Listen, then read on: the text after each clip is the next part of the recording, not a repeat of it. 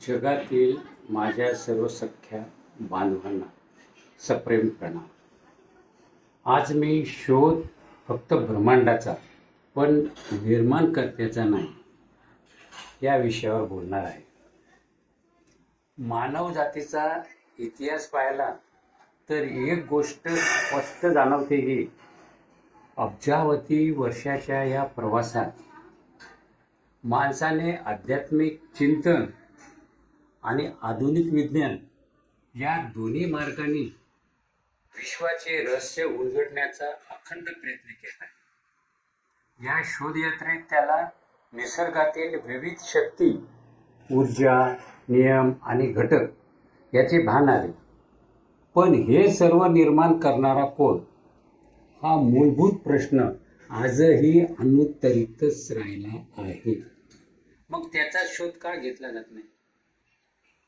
आध्यात्मिक दृष्टिकोनातून पाहिले तर ऋषीमुनींनी ध्यान, तपश्चर्या आणि अंतर्मुक्तीद्वारे ब्रह्मांडाच्या गुढतेचा वेध घेण्याचा प्रयत्न केला.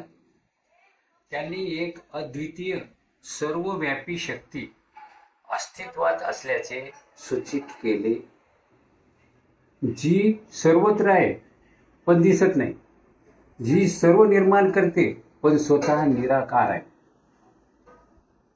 दुसरीकडे आधुनिक विज्ञानाने प्रयोग, निरीक्षण आणि तर्काच्या आधारे विश्वातील नियम समजून घेण्याचा प्रयत्न केला. पण अणु, ऊर्जा, गुरुत्वाकर्षण शक्ती, क्वांटम सिद्धांत यासारख्या संकल्पनांनी विश्वाचे कार्य कसे चालते याचे स्पष्टीकरण दिले.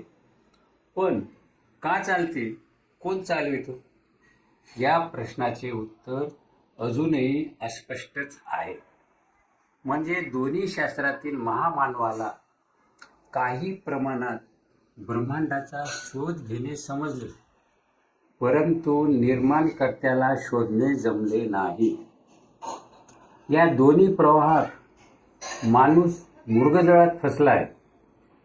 म्हणजे मुख्य मुद्दा निर्माणकर्त्याला शोधण्याचा तसाच राहिला, त्याऐवजी निर्माणकर्त्यांनी निर्माण केलेल्या गोष्टीचाच शोध घेतला गेला आहे.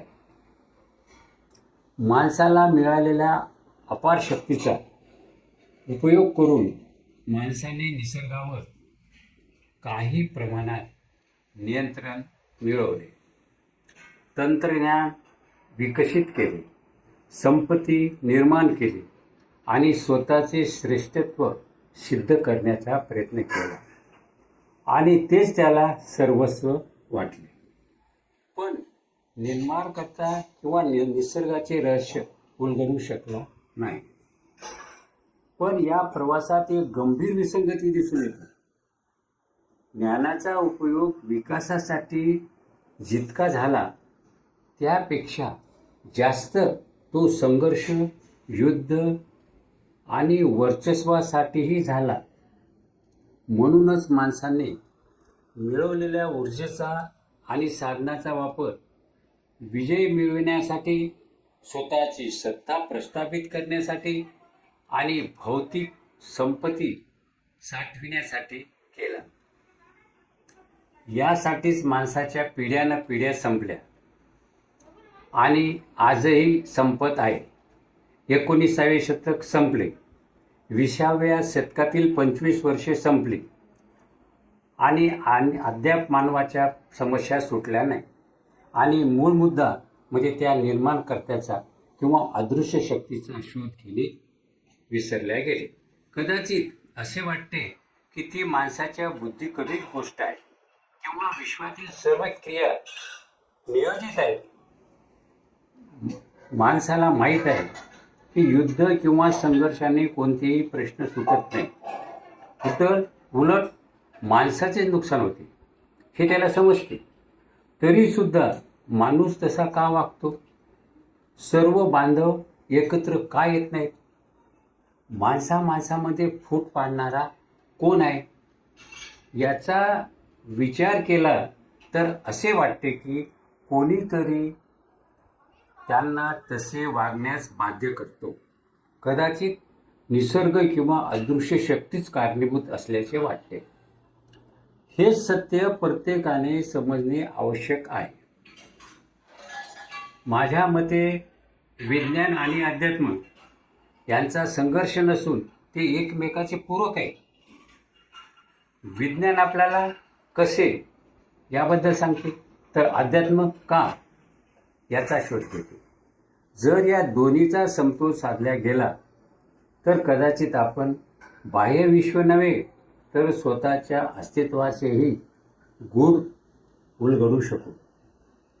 खरे तर निर्माता कोण हा प्रश्न कदाचित पूर्णपणे उत्तरला जाणार नाही, कारण तो प्रश्न केवळ बुद्धीचा नाही तर अनुभूतीचा आहे.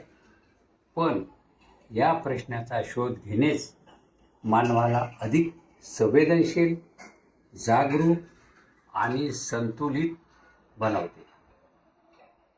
तरी बांधवांनो, आपण सर्व एकत्र येऊन एकजुटीने आणि विना संघर्ष त्या निर्माणकर्त्याचा किंवा त्या अदृश्य शक्तीचा त्या प्राप्त करण्यासाठी किंवा शोधण्यासाठी आपल्या अमूल्य जीवनातून थोडी ऊर्जा व थोडा वेळ खर्च करू, एवढीच आशा ठेवतो आणि थांबतो. धन्यवाद.